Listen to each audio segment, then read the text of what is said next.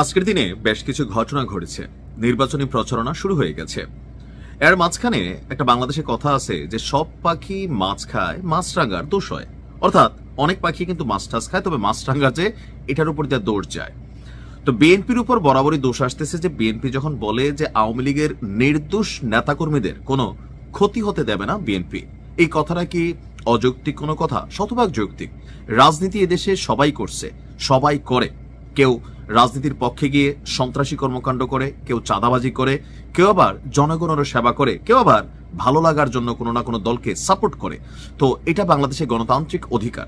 এখন যেই মানুষটা রাজনীতি করছে কিন্তু কোনো রকম অন্যায় কাজে লিপ্ত হয় নাই, অথবা কোনো চাঁদাবাজি করে নাই, কোনো সন্ত্রাসী কর্মকাণ্ড করে নাই, সেই লোকটা আওয়ামী লীগ করার কারণে অথবা আওয়ামী লীগের কমিটিতে থাকার কারণে অনেকেই এখন গ্রেপ্তারের শিকার হচ্ছেন, বিভিন্ন ধরনের মামলা বাণিজ্যের শিকার হচ্ছেন, হ্যারাসমেন্টের শিকার হচ্ছেন। আর এই বিষয়গুলোকে মাথায় রেখে বিএনপি মনে করছে যে আওয়ামী লীগের যারা নির্দোষ নেতাকর্মী আছেন তাদেরকে এই ধরনের হেনস্থা করার সুযোগ নেই বা করাটা উচিত না, এটা একটা অন্যায়।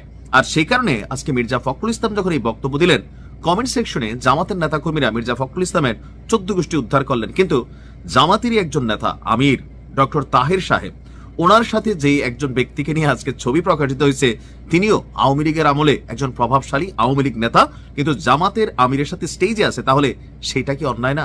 হ্যাঁ, ওই লোকের বিরুদ্ধে হয়তো কোনো মামলা টামলা নাই, আমি জানি না, বাট এটাও তো ভাইরাল হয়েছে। এখন দেখেন, আগামী নির্বাচনে কারা ক্ষমতায় যাবে এই ভোটের ফ্যাক্ট হচ্ছে আওয়ামী লীগ। আওয়ামী লীগ এদেশে নাই বলল এখনো ন্যূনতম 20-25% ভোট আওয়ামী লীগের রিজার্ভ ভোট আছে।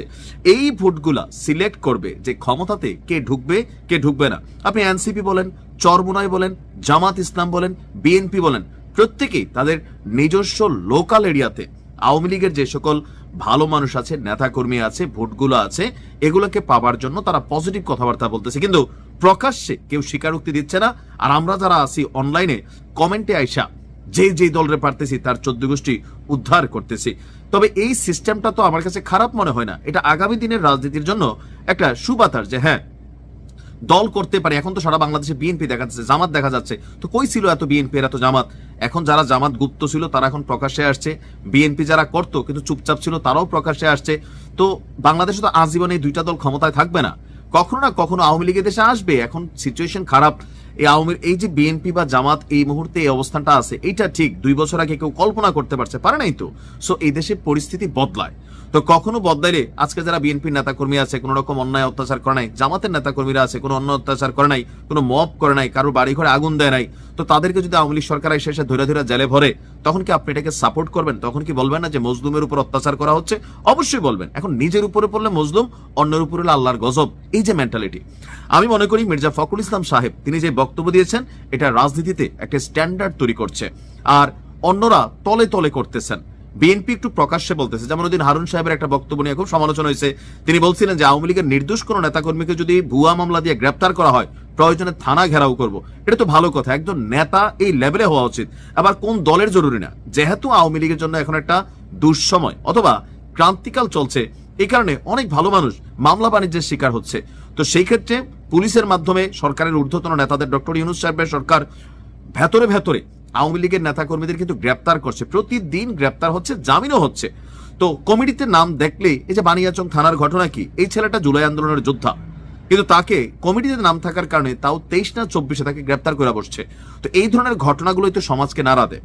বিএনপি প্রকাশ্যে যে ঘোষণাগুলো দিচ্ছে এগুলা পজিটিভ হিসাবেই আমি মনে করছি, কারণ রাজনীতিতে এই সৌহার্দ্যপূর্ণ সম্পর্ক থাকতে হবে। আমরা এক একজন এক এক দল করতে পারি, কিন্তু একই এলাকার মানুষ। আজকে আওয়ামী লীগের হাতে ক্ষমতা ছিল, বিএনপির দৌড়াইছে, এত বিএনপির হাতে এখনো ক্ষমতা আসতেছে বা আসে নাই, আসবে, সেই হিসেবে আপনি দৌড়াচ্ছেন, কালকে তো ভাই আপনি ডাবল দৌড় খাবেন।